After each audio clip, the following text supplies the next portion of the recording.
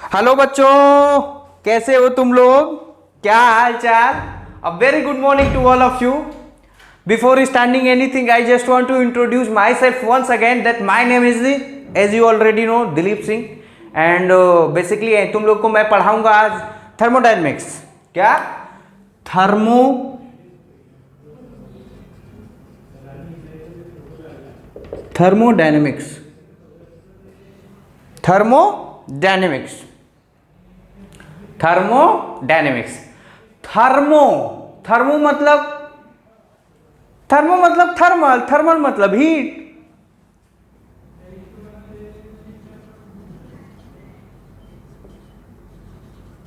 और डायनेमिक्स मतलब मोशन. मतलब जब हीट मोशन करता है, हीट का जब मोशन होता है तो वो क्या क्या कह सकता है और कैसे कैसे कर सकता है, that detail is discussion in this chapter. That chapter is called thermodynamics. Thermodynamics. समझ में आया? तो सर एक बात तो बताइए आप कि once more एक बात आप बताइए कि आप जब हाँ एक बात बताइए कि जब आप काइनेमेटिक्स पर sorry actually class 11th class 12th दोनों हो रहा है तो थोड़ा दिक्कत हो रहा है, मतलब क्लास, खैर छोड़ो. जब मैं केटीजी पढ़ा रहा था तो उसमें भी तो हीट के फ्लो की बात हुई थी. जब कंडक्शन पढ़ा रहा था तो उसमें भी तो हीट की फ्लो की बात हुई. लेकिन यहां पे जो हीट के मोशन की बात होगी, हीट के फ्लो की बात होगी, वो माइक्रोस्कोपिक लेवल पे होगी. क्या होगी? Microscopic level. मतलब ये क्या है? Study the function of heat at macroscopic level. Macroscopic level.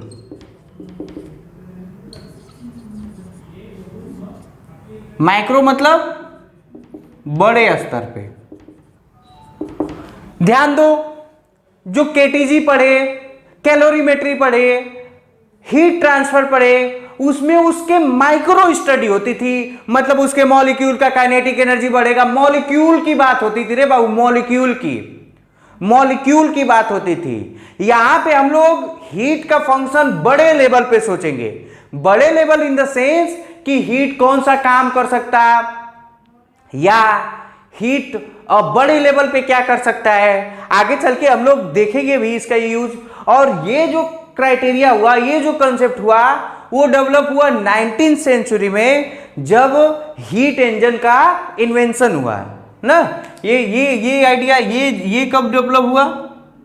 19th century, at time of invention of heat engine.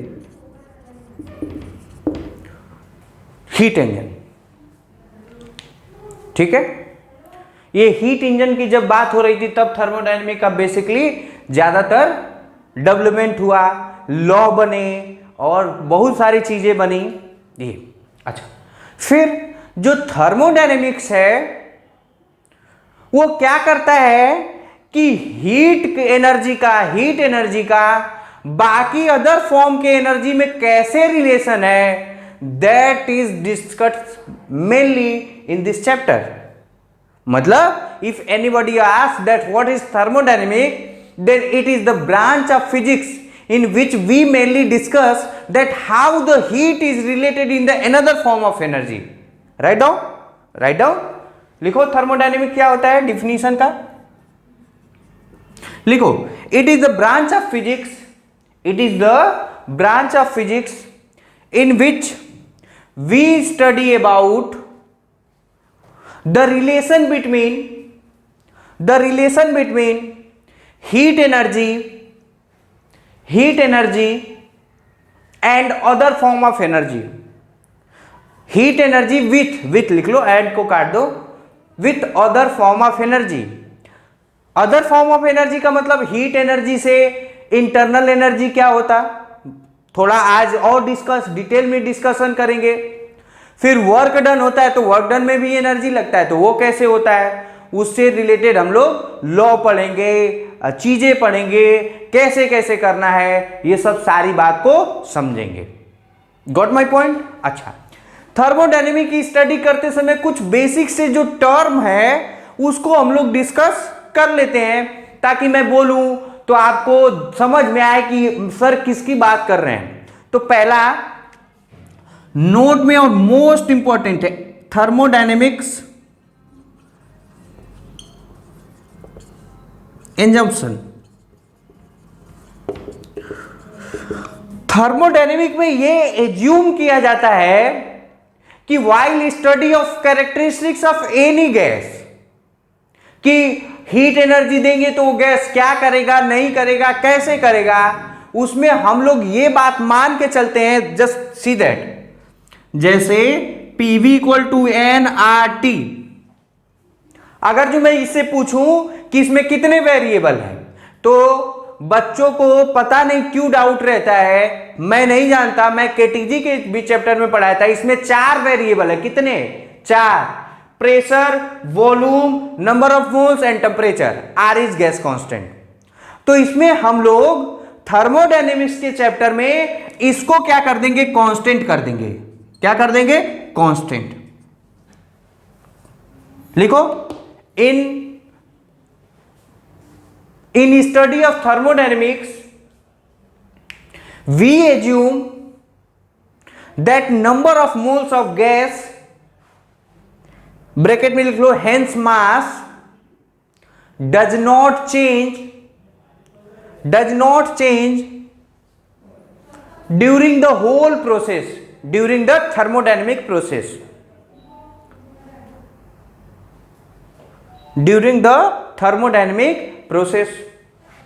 First बात बहुत अच्छा से याद करना है, क्या? n क्या होगा? कांस्टेंट। जब n कांस्टेंट हो गया तो अब मैं बोलूं या ना बोलूं, कुछ कहूं या ना कहूं, हमेशा नंबर ऑफ मोल क्या होगा? कांस्टेंट। और नंबर ऑफ मोल भी कांस्टेंट होगा तो mass of the gas is always constant. अब मैं बोल सकता हूं कि थर्मोडायनेमिक्स में पढ़ने के लिए कितने वेरिएबल है? 1 2 3, 1 2 3, ठीक है? 1 2 3। अच्छा, ये हो गया। दूसरी बात हम लोग याद रखेंगे कि थर्मोडायनेमिक प्रोसेस क्या होता है।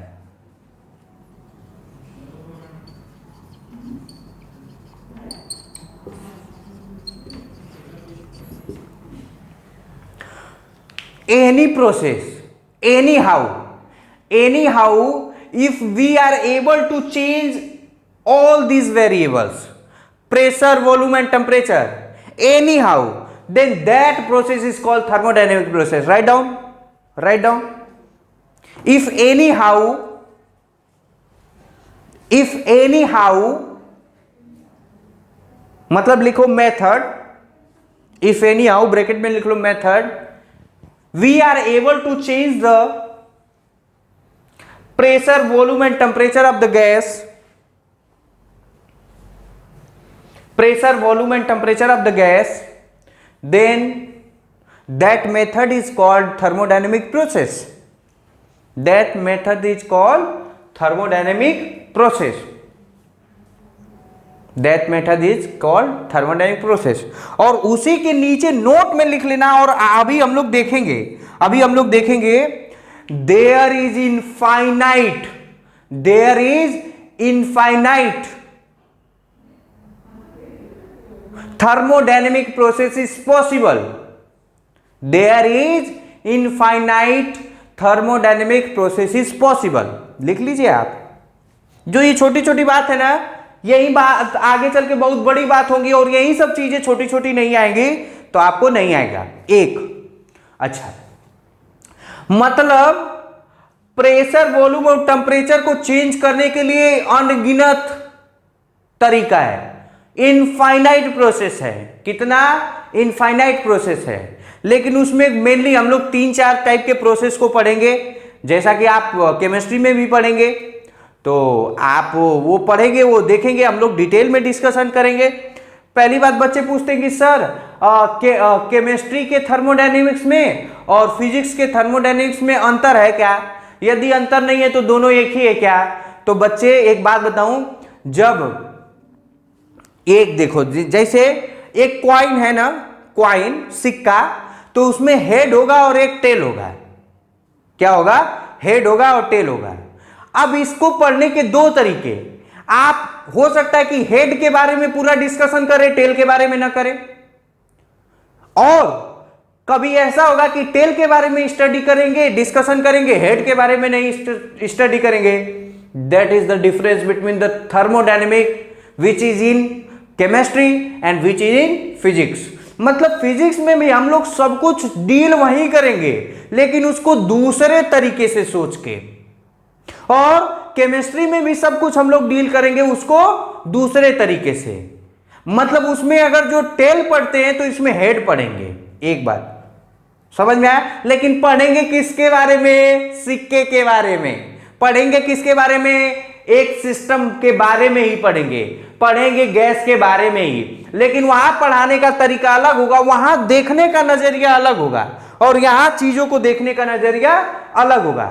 जैसे एक खूबसूरत लड़की है, खूब अच्छी सी, सुंदर सी, तो अलग लोगों को अलग अलग देखने का इच्छा नजरिया होता है, पर्सपेक्टिव होता है। कोई उसके बाल देखता है, कोई उसका फेस देखता है, कोई उसकी बॉडी लैंग्वेज देखता है। तो अश्लील आदमी में क्या, ये सच्चाई है यार। कोई कपड़े देखता है, कोई जूते देखता है, कोई हेयर स्टाइल देखता है। तो एक ही लड़की है, लेकिन देखने का तरीका अलग अलग। इसी तरह थर्मोडायनेमिक ने केमिस्ट्री में भी हम लोग सेम चीज के बारे में पढ़ेंगे, same in the same system के बारे में ही पढ़ेंगे, लेकिन वहां पे पढ़ाने का मतलब उसमें देखने का तरीका अलग होगा, इसमें देखने का तरीका अलग होगा। यू विल बी फील, क्योंकि ये एक लेक्चर की बात नहीं है, कम से कम 15 लेक्चर की बात करेंगे। तो 15 लेक्चर में there is no need to tell from my side that what is the difference between chemistry thermodynamics and physics thermodynamics. You have already able to understand that what is the main difference between that. Okay, तो आप समय के साथ सब कुछ जान जाएंगे, इसमें कोई दिक्कत वाली बात नहीं है। अच्छा सर, तो हम लोग बात क्या बन गए? थर्मोडायनेमिक प्रोसेस की बात हो गई। अब हम लोग कुछ और बात करेंगे। फर्स्ट हो गया, सेकेंड हो गया, और थर्ड वन लिख लीजिए, थर्मोडायनेमिक्स स्टेट्स। Thermodynamic state.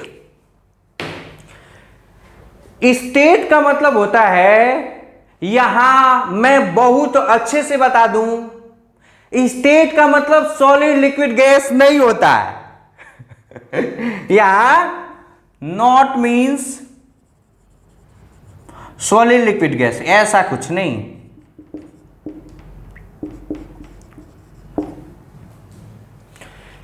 ऐसा नहीं। थर्मोडायनेमिक स्टेट क्या होता है? Just listen to me very carefully. At a particular condition, what is the temperature, volume and pressure of the gas is called its states. Is called states. If we change the pressure, volume and temperature of the gas, then we will say that the state is changing. State is changing. तो पहले समझ में आ रहा है, समझ में दिमाग में बैठ रहा है कि वो ये स्टेट मतलब सॉलिड लिक्विड वाला गैस वाला नहीं।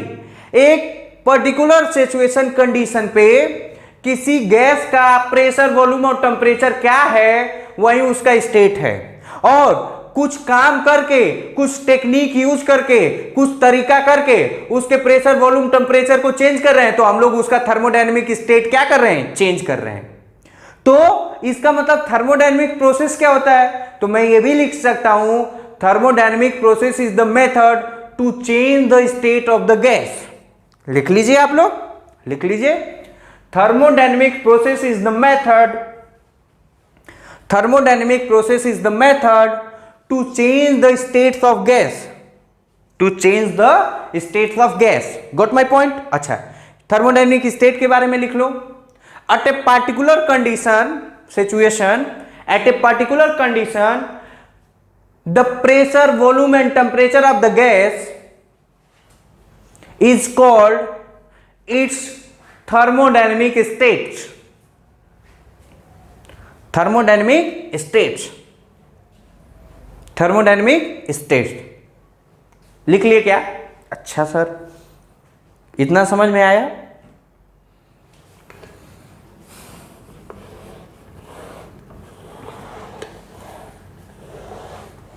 पहले देख लूँ साला रिकॉर्ड हो रहा है कि नहीं, ये भी तो दिक्कत है।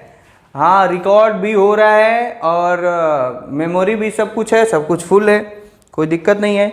कभी कभी ऐसा होता है ना बाबू कि रिकॉर्ड होते होते आपका मतलब कभी ऐसे बोलते ही रह जाओ, रिकॉर्ड ही नहीं होता है, ऐसा कई बार हुआ है। तो वो आज नहीं होना चाहिए, अच्छा नहीं लगता है। मुझे लगता है कि मैं जिस पोटेंशियल, जिस एनर्जी के साथ एक बार पढ़ा देता हूँ दोबारा, मुझे, क्योंकि देखो मैं पढ़ा दूंगा उसी पोटेंशियल उसी एनर्जी के साथ दोबारा भी पढ़ाऊंगा, लेकिन दूसरे बच्चे होंगे तब। अब तुम ही लोग मेरे बच्चे, एक बार मैंने पढ़ा दिया, उसको दोबारा रिपीट करना कोई बहुत बड़ा इशू नहीं हो, वो निकलता नहीं है, ठीक है ना? तो आप ध्यान रखिएगा। अच्छा, और एक बात मैं बहुत क्लियर बताऊं, जिंदगी का सबसे बड़ा सच्चाई, जो चीज एक बार में तुम्हारे दिमाग में बैठ गया वो फिर बाद में भूलेगा नहीं है, और जो चीज एक बार में दिमाग में आपके नहीं बैठा वो आप जिंदगी में कभी भी कितनों भी समझ जाइए, हमेशा वो आपका डाउट बना रहेगा, वो हमेशा आपका डाउट बना रहेगा। फील कर लीजिएगा, ये कोई सच्चाई वाली बात है, आप खुद ही समझ लीजिएगा। अगर जो जिस चैप्टर में, जिस टॉपिक में आपको एक बार डाउट आ गया तो वो चाहे कितनों टीचर एक्सप्लेन कर लेंगे, वो हमेशा डाउट बना रहेगा। और जब डाउट बन जाता है तो उस टॉपिक को लेके आपको डर बना रहेगा, और जब डर बना रहेगा तो डर के आगे ही जीत है। आप उस टाइप के क्वेश्चन आएंगे तो आप छोड़ देंगे। इसलिए when you are used to see this lecture, then you have to must in full concentrated mode, एकदम कंसंट्रेटेड होना चाहिए, इसी में डूब जाओ, इसी में डूब जाओ। तो ये था। खैर, हम लोग अपनी बातों पे आते हैं। तो हम लोग थर्मोडायनेमिक स्टेट के बारे में डिस्कस कर लिए, पहले थर्मोडायनेमिक के बारे में डिस्कस कर लिए, ये हीट एनर्जी का अदर फॉर्म के एनर्जी से क्या रिलेशन है उसको देखते हैं। फिर थर्मोडायनेमिक स्टेट्स क्या होता है? थर्मोडायनेमिक स्टेट होता है मतलब किसी पर्टिकुलर कंडीशन पे किसी भी गैस का प्रेशर, वॉल्यूम और टेम्परेचर जो होता है वही उसका थर्मोडायनेमिक स्टेट होता है। फिर थर्मोडायनेमिक प्रोसेस सीखे, मतलब कोई भी मेथड, एक ऐसा मेथड चाहे कोई भी टेक्निक जिससे हम लोग किसी भी थर्मोडायनेमिक के स्टेट्स को चेंज करते हैं तो थर्मोडायनेमिक प्रोसेस है। फिर मैं पढ़ा कि there is infinite number of process is possible, how we will deal that, we will discuss that, और खूब डिस्कस करेंगे। कौन कौन थर्मोडायनेमिक प्रोसेस? 3 लेक्चर। अब 3 लेक्चर मतलब गजब का, ठीक है ना? अच्छा, फिर उसके बाद हालांकि केमिस्ट्री में पढ़े होगे तुम लोग, लेकिन अब जब बात आती है तो मैं बता दी देता हूं। ये 2 बातें होती हैं, एक होता है इतना जितना हम लोग पढ़ रहे हैं तो उसमें 2 बात आता है, एक सिस्टम आता है और एक सराउंडिंग आता है। एक सिस्टम आता है और एक सराउंडिंग आता है, चाहे इसको अच्छे से लिख लीजिएंगे तो थर्मोडायनेमिक सिस्टम लिख लो, थर्मोडायनेमिक सिस्टम। तो देखो, it is a group of molecule, it is a group of molecule having same pressure, same temperature and same molecular volume, चाहे inside in same space, then it is called system, then it is called system. It is a group of molecule जिनका temperature same होता है, pressure same होता है और वो एक given space में रहते हैं। अब दैट स्पेस में बी एनीथिंग, दैट स्पेस में भी एक रूम हो सकता है, एक कंटेनर हो सकता है, एक कुछ भी हो सकता है, एक ग्लास हो सकता है, एक बोतल हो सकता है, एक पेन हो सकता है, एक बैलून हो सकता है, कुछ भी सिस्टम हो सकता है। अच्छा, तो सर सराउंडिंग क्या है? तो मैं बताता हूं, सिस्टम को छोड़ के जो कुछ भी है वो सराउंडिंग है। सिस्टम को छोड़ के जो कुछ भी है वो क्या है? सराउंडिंग है। जैसे देखो ये मतलब ये मान लो गैस है, क्या है? गैस है। तो ये गैस है तो ये क्या, ये पूरा का पूरा क्या हो गया? सिस्टम। इसके अगल बगल क्या हो गया? सराउंडिंग। फिर देखो ये रूम है, अब अगर जो रूम में सारे गैस की बात करोगे तो ये रूम क्या हो गया, सिस्टम, और अगल बगल छोड़ के क्या हो गया, सराउंडिंग। तो क्या किसी एक चीज को सिस्टम कह सकते हैं, नो। क्या एक चीज को सराउंडिंग कहते हैं, नो। ये up to you, it's up to you that you must have to decide that what is system, what is surrounding. Surrounding मतलब ये नहीं कि साला कभी तू जिंदगी में हमेशा कंटेनर को ही सोचता रह जाए, जिंदगी में बैलून को भी सोचता रह जाए, नहीं, उसके ऊपर उठो। मतलब अगर जो मैं एक रूम को भी सिस्टम मान ले रहा हूं तो इसका मतलब रूम में अब मैं बोला, ध्यान से सुनना, मैं बोलूंगा कि ये रूम एक थर्मोडायनेमिक सिस्टम है, तो इसका मतलब तुम्हारे दिमाग में फटाक से जाना चाहिए कि इसका मतलब उस रूम में जितने भी गैस के मॉलिक्यूल होंगे उसका टेम्परेचर सेम होगा, प्रेशर सेम होगा और वॉल्यूम तो सेम होगा ही। ठीक है, अच्छा, तो सराउंडिंग क्या है, इस रूम को छोड़ के सब कुछ होता है, वो सराउंडिंग होता है।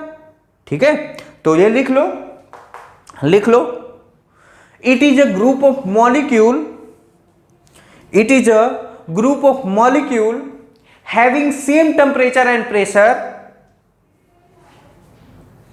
contain in a given plane, contain in a given space, contain in a given space, contain in a given space। और सराउंडिंग का हिंदी में लिख ले, कभी कोई तुमसे नहीं पूछेगा व्हाट इज सराउंडिंग, लिख लो, सिस्टम को छोड़ के सब कुछ सराउंडिंग होता है, लिख ले, except system, all the environment around the system is called surrounding. लिख सकते हो, अपने मन से भी लिखना सीखो, अपने मन से भी चीजों को समझना सीखो, अपने मन से डिफिनीशन बनाना सीखो, कोई दिक्कत वाली बात नहीं है। ठीक है, समझ में आया। थर्मोडायनेमिक सिस्टम, थर्मोडायनेमिक सिस्टम का मतलब ध्यान से, कंटेनर नहीं, मतलब ऐसा नहीं कि कंटेनर पे सीमित हो जाओ, ऐसा नहीं कि ये बॉटल पे ही सीमित हो जाओ, नहीं। थर्मोडायनेमिक सिस्टम का मतलब एक ऐसा सिस्टम लेंगे, एक ऐसा स्पेस लूं जिसमें मैं मान के चलूं या हो कि उसके मॉलिक्यूल के प्रेशर और टेम्परेचर क्या हो, सेम। अगर जो इस रूम को सिस्टम माने तो बगल वाले को सराउंडिंग मानेंगे, अगर जो इस बॉटल को मानेंगे तो ये रूम भी सराउंडिंग हो गया। मतलब सिस्टम को छोड़ के इन्वायरमेंट, आसपास उसके जितने भी इन्वायरमेंट है वो क्या है, सराउंडिंग है। तो समझ में आया। अच्छा, अब आते हैं हम लोग और टेक्निकल टर्म पे। आज बेसिक बेसिक लेक्चर है भाई, तुम चाहो कि आज भी मैं एकदम धमाकेदार आपको न्यूमेरिकल करवा दूं तो ऐसा पॉसिबल नहीं है।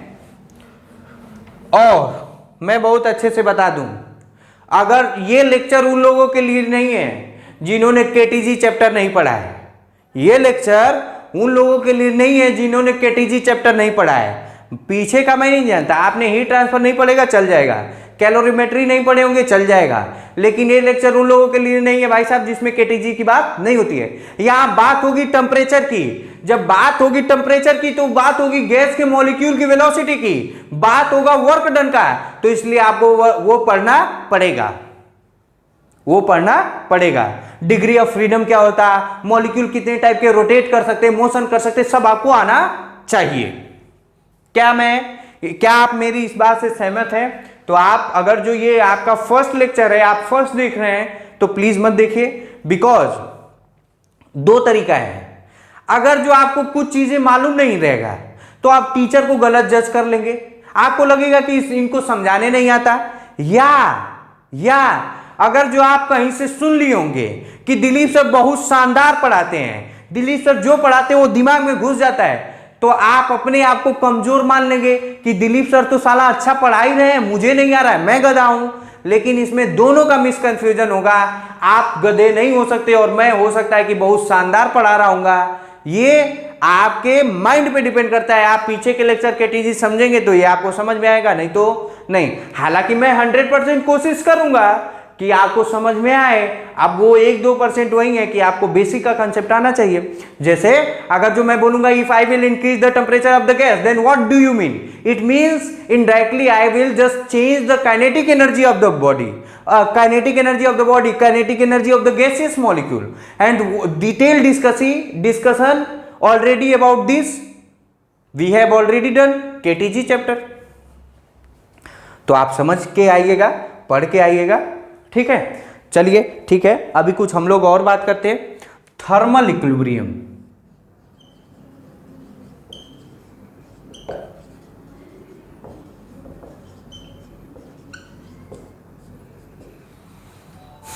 Thermal equilibrium, thermal equilibrium,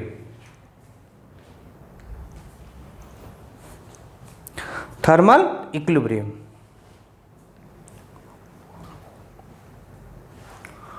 discuss करवा दिया गया है, ऐसा कुछ नहीं है, लेकिन हम लोग आज इसको पढ़ने का एक नया नजरिया देखेंगे।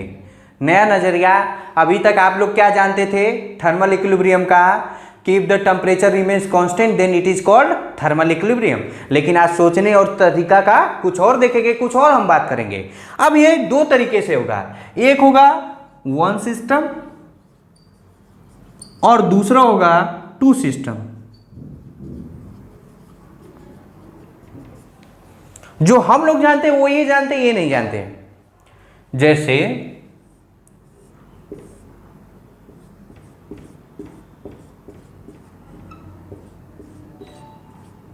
यहां मान लो इसका P1 V1 T1, ये क्या है?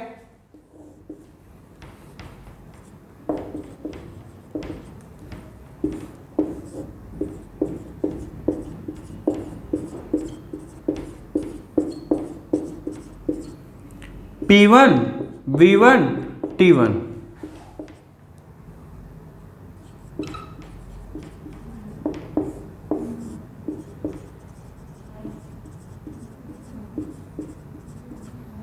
P1 V1 T1 मतलब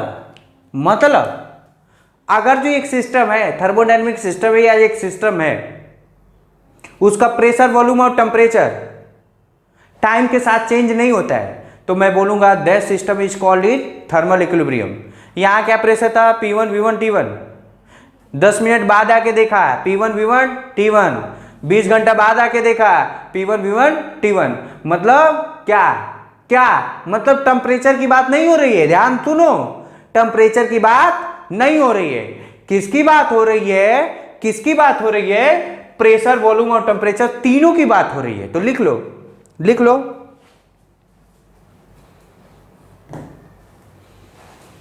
if there is no change in thermodynamic states,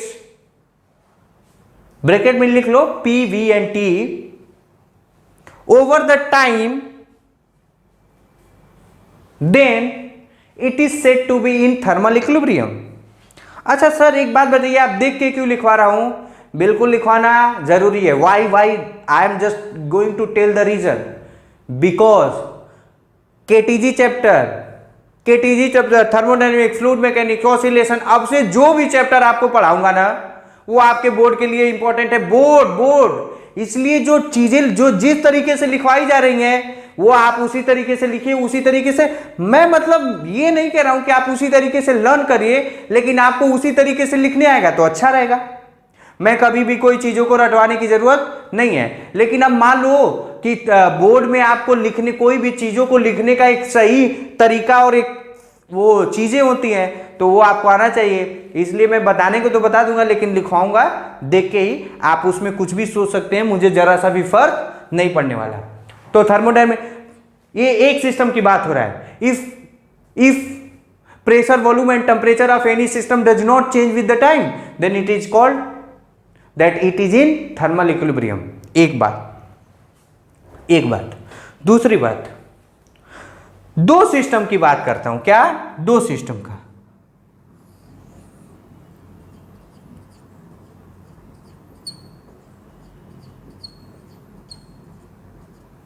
मान लो एक सिस्टम है,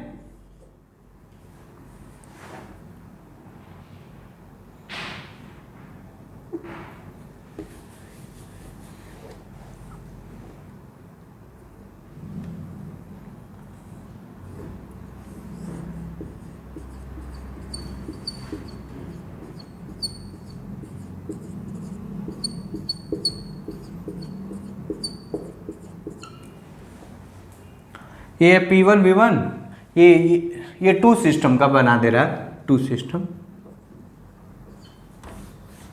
ये P2 V2 और T2, ठीक है। इसको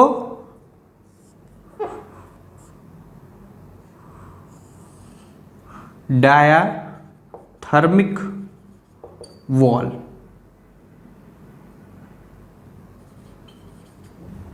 डायाथर्मिक वॉल से कनेक्ट करती है। अब ध्यान से सुनना,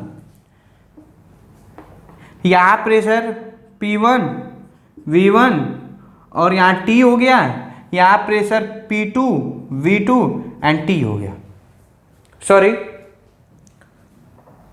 P1 V1 और T हो गया, P1 V1 और T हो गया, P1 V1 T हो गया, यहां P2 V2 T हो गया। जैसा कि तुम लोग समझ में आ रहा है, इसका पहले टेम्परेचर कैसा था, P1 V1 T1, इसका टेम्परेचर P2 V2 T2। दोनों कंटेनर को मैंने जोड़ दिया और ये ऐसे है ना, ये कंटेनर ऐसे है क्लोज। अच्छा, एक बात तुमको पता नहीं केमिस्ट्री में पढ़े होगी कि नहीं, हालांकि मैं बता दूं, सिस्टम तीन टाइप के होते हैं। एक होते हैं क्लोज सिस्टम, दूसरा होता है ओपन सिस्टम और तीसरा होता है isolated system.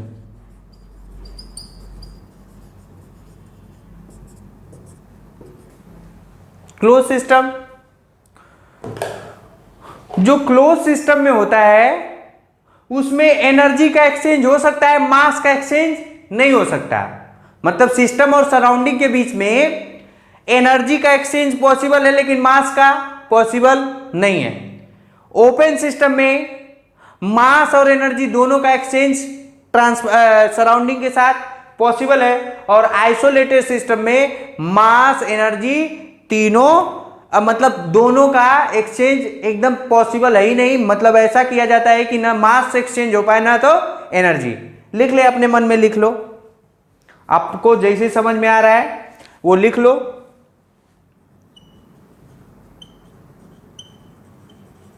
Both matter, mass and energy exchange only energy not matter. अरे गलती लिख रहा हूं,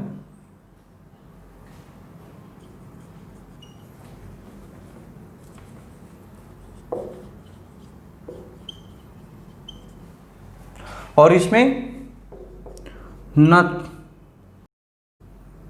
nothing is possible to exchange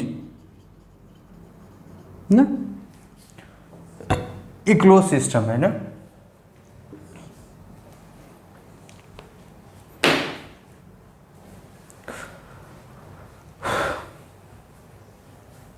अब समझाता हूं। पहले इसका ये सिस्टम जो है, ये मान लो A है, ये A है, ये B है, ये भी A हो गया, ये B हो गया। पहले इसे A सिस्टम, A जो था P1 V1 T1 टेम्परेचर पे था, और ये system P2 V2 T2 temperature पे था, और ये गिवन है क्या, गिवन है T2 is greater than T1, T2 is greater than T1। अब इसको मैंने एक डायाथर्मिक वॉल से कनेक्ट कर दिया। अब डायाथर्मिक वॉल मतलब which are allowed to exchange the heat, only exchange the heat, not the matter, not the matter. तो एक्सचेंज का हीट एक्सचेंज करने के लिए अलाउ कर सकता है, समझ में आ रहा है ना, हीट को अलाउ करता है। लेकिन ये रॉड है, ये क्या है, रॉड है।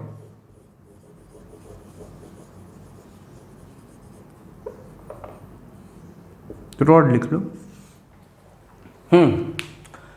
अब due to temperature difference, due to temperature difference heat exchange होगा, और जब हीट एक्सचेंज होगा तो एक का टेम्परेचर बढ़ेगा और एक का टेम्परेचर घटेगा।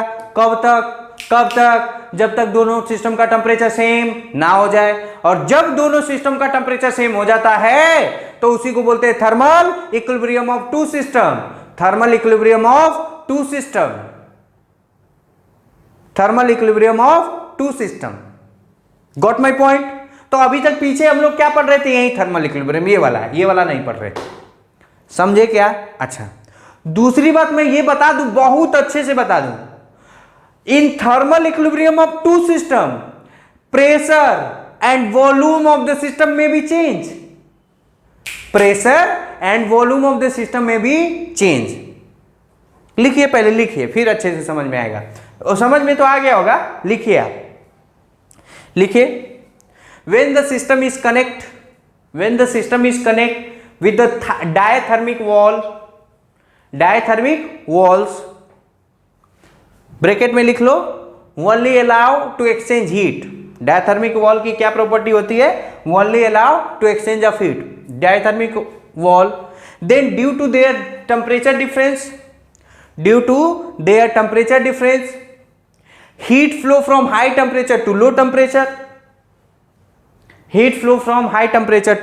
low temperature, and hence a condition will come when the temperature of two system become equal, and in that condition we will say the system is in thermal equilibrium। The system is in thermal equilibrium। अब दो तीन बात मैं note में लिखवाऊंगा, वो समझना। Note में पहली बात लिखवा दूं, थर्मल इक्विलिब्रियम ऑफ लिखो नोट में, in thermal equilibrium of two system temperature must be constant, must be equal. In thermal equilibrium of two system temperature must be same। Line छोड़ के, प्रेशर एंड वॉल्यूम में भी very, pressure and volume में भी very, pressure volume में भी very. Got my point?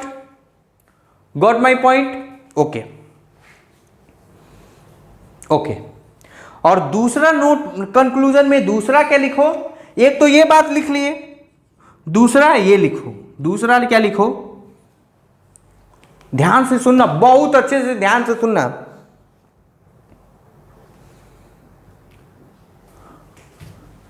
PV equal to NRT, कितने variable? 4, 1 2 3 4, लेकिन मैंने एक को क्या कर दिया? कांस्टेंट। एक को क्या किया? कांस्टेंट। कितने अब variable? P, V and T. अब ध्यान से सुनना, हम लोग कोई भी थर्मोडायनेमिक प्रोसेस लगाएंगे तो उसमें तीनों एक साथ चेंज होंगे, लेकिन मेरे कंट्रोल में सिर्फ 2 क्वांटिटी रहेगी जिसको मैं चेंज करूंगा, तीसरा अपने आप एडजस्ट करेगा। कहने का मतलब, अगर जो मैं प्रेशर और वॉल्यूम को चेंज कर रहा हूं तो टेम्परेचर मेरे हाथ में नहीं रहेगा, टेम्परेचर अपने आप एडजस्ट करेगा। अगर जो मैं वॉल्यूम और टेम्परेचर को चेंज कर रहा हूं तो प्रेशर अपने आप चेंज होगा। अच्छा, अब कंफ्यूजन क्या होता है? आप लोग ये सोचते होंगे कि मतलब 2 चेंज होगा, 1 नहीं चेंज होगा। ऐसा बिल्कुल भी नहीं।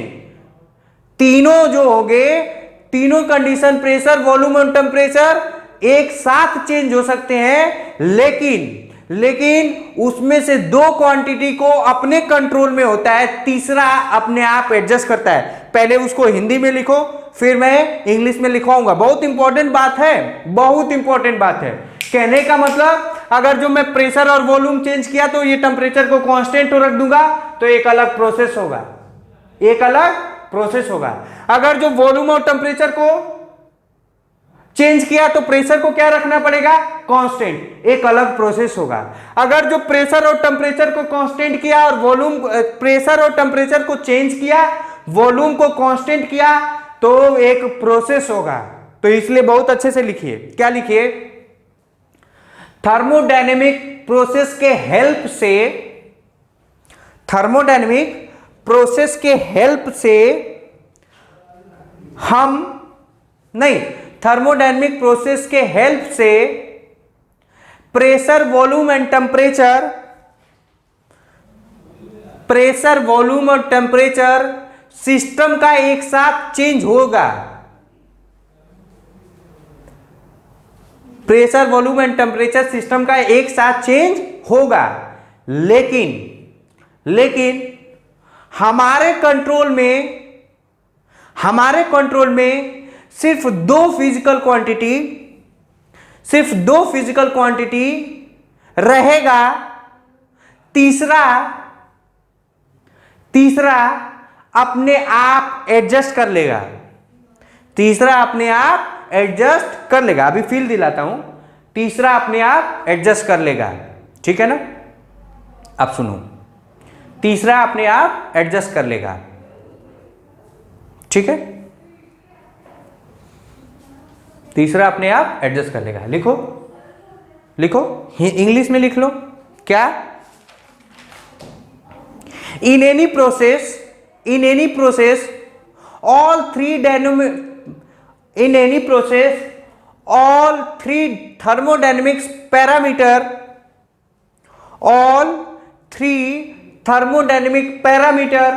can change together, ब्रैकेट में लिख लो simultaneously, but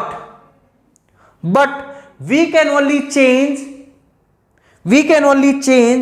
the two parameter, other will adjust itself। अब डाउट क्या होगा वो ध्यान से रखना है, मैं पूछूंगा। और ये प्रॉपर्टी का एक नाम होता है, वो केमिस्ट्री में आप लोग पढ़ेंगे, मुझे उस प्रॉपर्टी का नाम नहीं मालूम है। इंट्रिंसिक प्रॉपर्टी होता है कि आइसोट्रोपिक, मुझे उतना आइडिया नहीं है, आप देख लीजिएगा या उन सर से पूछ लीजिएगा, लेकिन मैं जो बता रहा हूं उसको फील करिएगा। क्या मैं बताना चाह रहा हूं कि किसी भी थर्मोडायनेमिक प्रोसेस में प्रेशर, वॉल्यूम और टेम्परेचर चेंज होंगे एक साथ, या सब कुछ चेंज होंगे, लेकिन उसमें दो मैं कर सकता हूं और एक अपने आप एडजस्ट करेगा। और ये ऑब्वियस सी बात है यार, हो भी सकता है, होना भी चाहिए। जैसे मान लो कि PV इक्वल टू nRT और मैंने P गिवन है, V गिवन है, और अगर जो टेम्परेचर मैं निकाल लिया, टेम्परेचर मान लो 50 डिग्री हो गया। अब अगर जो मैं प्रेशर और वॉल्यूम को चेंज करूंगा तो ये टेम्परेचर अपने आप एडजस्ट होने लगेगा। जैसे मान लो कि पहले ये मान लो 25 था, ये 25 था और ये 50 आ गया। कितना आ गया? 50। तो अब देखना, ध्यान से सुनना, अब मैं इसको 10 करूंगा तो ये भी चेंज होगा, ये चेंज होगा और ये एडजस्ट कर लेगा। या मैंने इसको 10 किया और इसको 12 किया, तो ये दोनों तो चेंज हुए और ये तीसरा अपने आप एडजस्ट किया। याद करो, ये कहानी उस तरीके से है, कोऑर्डिनेट वाला। कोऑर्डिनेट को हम लोग एक्सचेंज करते हैं तो दो कोऑर्डिनेट को चेंज करते हैं, तीसरा अपने आप चेंज। अरे भैया, ये तुमको एक दिन नहीं बताया था, ये नहीं बताया था कि मान लो कि ये है और यहां पे एक रॉड है ना, यहां पे रॉड में ये 3,0 है और ये मान लो 7,0 है। रॉड का लेंथ कितना हुआ? रॉड का लेंथ 4 मीटर। कितना हुआ? 4 मीटर। अब मैं इस 3 को एडजस्ट किया यहां, अगर जो 3 को मैं एडजस्ट करके यहां कर दिया, 3 अगर जो 9 पे हो गया, 9,0, तो दूसरा तुमको नहीं लग रहा है अपने आप ही 13,0 नहीं हो जाएगा? मतलब एक को मैंने चेंज किया, ये कोऑर्डिनेट अपने आप ही चेंज हो गया। क्या आपको ये बात फील हुई? This is just I want to tell you, मैंने बस इस पॉइंट को खिसका के 9 पे कर दिया, तो ये वाला ऑटोमेटिक कहां भाग जाएगा? 13 पे। इसी तरह इसमें प्रेशर, वॉल्यूम को चेंज किया तो टेम्परेचर को क्या रखना पड़ेगा? कांस्टेंट। वॉल्यूम और टेम्परेचर को चेंज किया तो प्रेशर को क्या रखना पड़ेगा? कांस्टेंट। और ये मैं आपके माइंड में थोड़ा डालना चाह रहा हूं कि हम लोग इसी को देख के हम लोग प्रोसेस पढ़ेंगे और उस प्रोसेस की डिटेल में स्टडी करेंगे। Got my point? तो आई थिंक ये बेसिक लेक्चर था, आप इसको खूब अच्छे मन से पढ़िए। एक लेक्चर एक बार में फिनिश कीजिए। Thank you very much.